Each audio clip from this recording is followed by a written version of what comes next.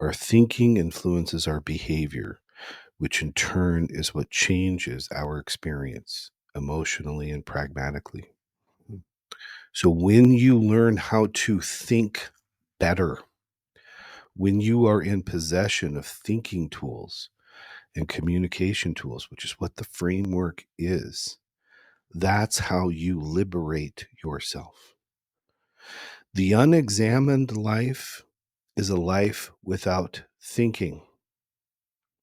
And that's very close to our operational definition of habit, especially bad habit, but any habit. Habit is behavior in the absence of thought.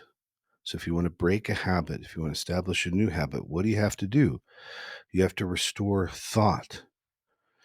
To know thyself is to think, not to judge, not to shame, not to fear, not to avoid, to think, to engage and use your brain.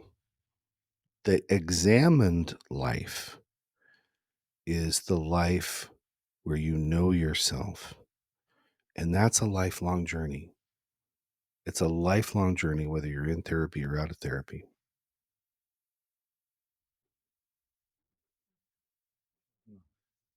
So if you need help, reach out. But also remember, the best way to help yourself is to change the way you think. And sometimes that change is start thinking. Your feelings matter, of course. Your feelings are real, of course. Start thinking for yourself. Yes, Yeah. thinking for yourself. And how do you do that? Examining your nature.